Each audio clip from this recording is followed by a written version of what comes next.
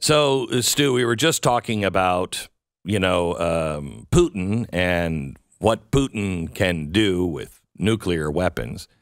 And you made the comment that at some point he's going to say, this proxy war is BS. There's a good chance of him saying that. Right? And we don't know for sure he's going to do that. The best case scenario is he keeps playing this sort of game we're involved in now where everybody knows what we're doing. We keep announcing it for some unknown reason.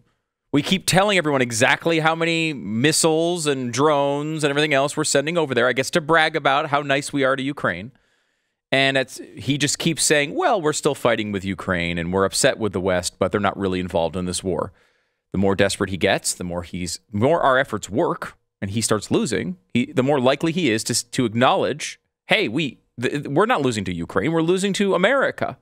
And if we don't recognize that and have the Russian people stand up against this, eternal threat of the West, as soon as he makes that realization, which he could easily sell to his people and would be largely true, we are in for a much, much worse outcome than some higher energy prices for the winter.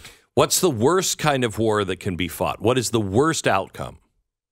I mean, I certainly would jump to nuclear war. These are the two states with the most nuclear warheads available to them. And Russia has the most, by the way. We have the second most.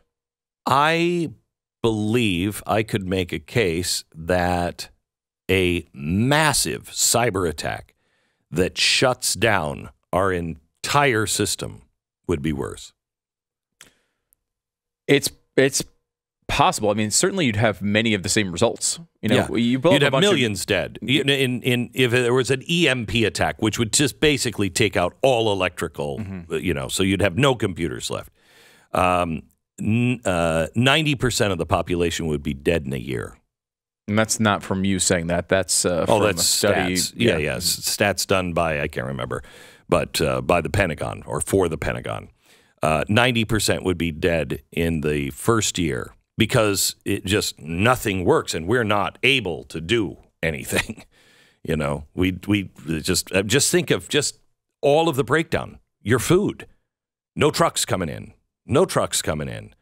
No tractors that have, computer chips in them are working. I mean, it's a complete failure of everything modern. That would be horrendous. Now, I'm not sure you could do that with a cyber attack, but you could mess things up for a very long time and just you fix it, it's offline again. Just keep going, and you could really disrupt a country.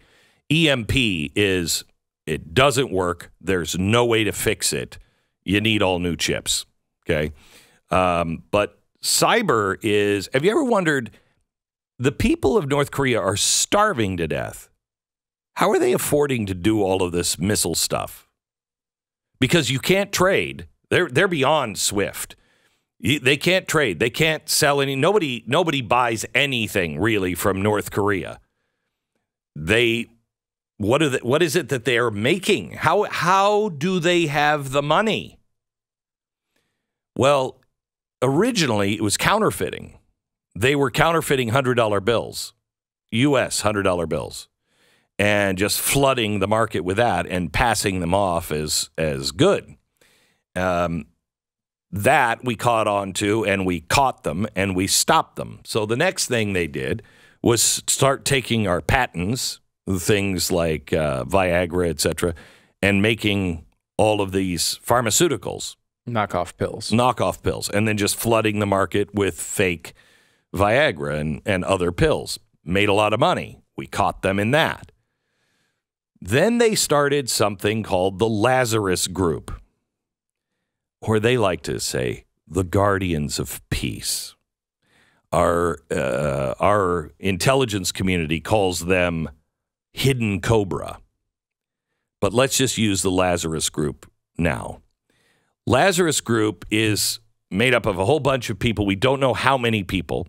And it's run in North Korea and the North Korean state. We don't know much about them, but what we do know is it's a state-sponsored hacking organization. And in North Korea, it's known as 414 Liaison Office. The earliest known attack that this North Korean, now I'm sharing this with you because North Korea, they got nothing. Think about what Russia can do. The first thing they did was Operation Troy, and it took place from 2009 to 2012.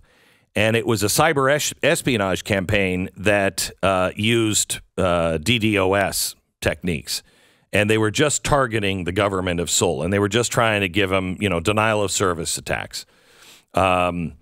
These are the people that were responsible for the 2014 Sony Pictures attack. Right. Okay, they hacked in.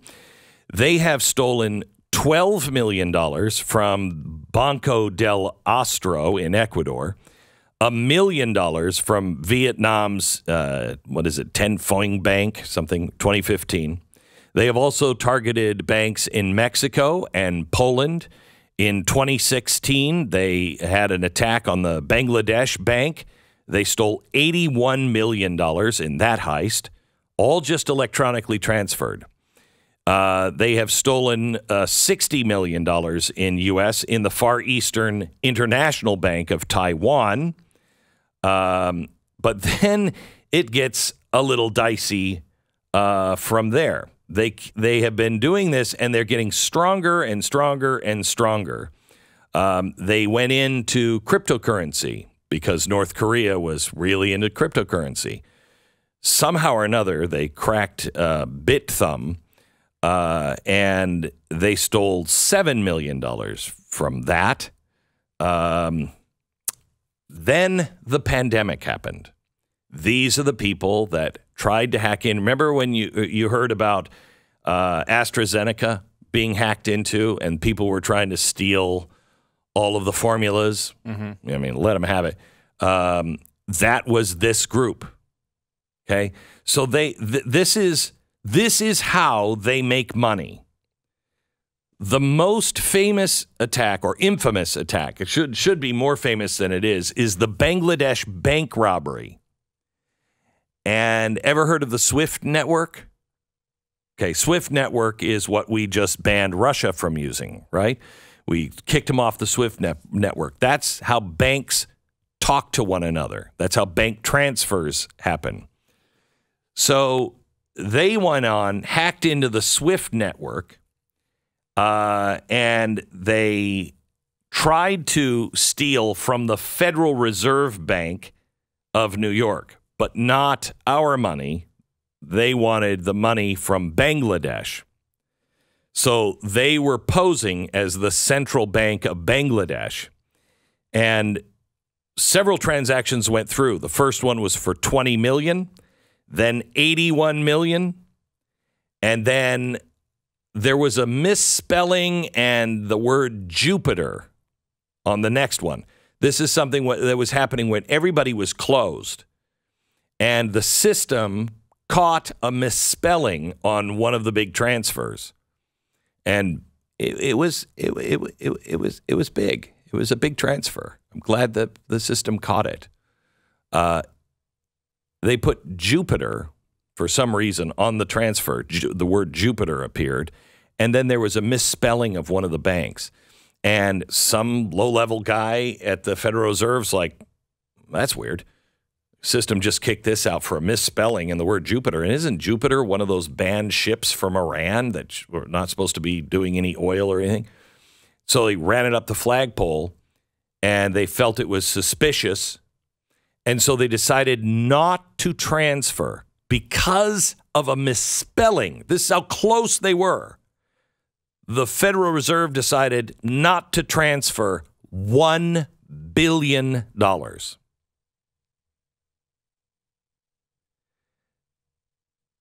Huh.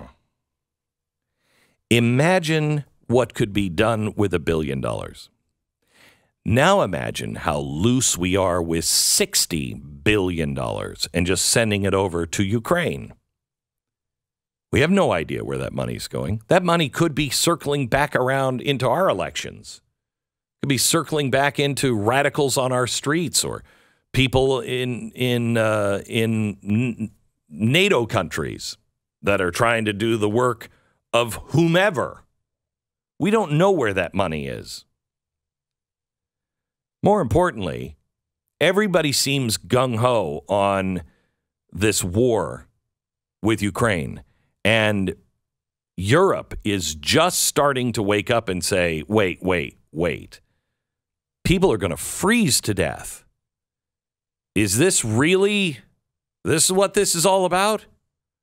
We have no answers because America doesn't have the balls or the juice anymore to be able to help the rest of the world. I've said this for, I can't tell you how many years. We are the world's lifeboat. And we just keep taking on more and more stuff. Hey, everybody from across the border, across the world, just come in. We can handle it. Oh, you need to be bailed out? We'll bail you out. Oh, you need to be bailed out. Okay, you can't pay that? We'll bail you out. We have no more resources left. And now the strongest lifeboat in the world, the United States of America, can't take any more on. The rest of the world's starting to feel that. At some point, the rest of the world is going to really regret how hard they pushed America into the dirt. But the biggest reason I wanted to bring up the Lazarus heist is they were that close to stealing $1 billion from the Federal Reserve. And that's North Korea. What kind of resources does Vladimir Putin hold? And while I'm concerned about nukes, the guy has told us for 5 years, World War III, it's already happening. And the West doesn't get it. The next war will be fought with ones and zeros.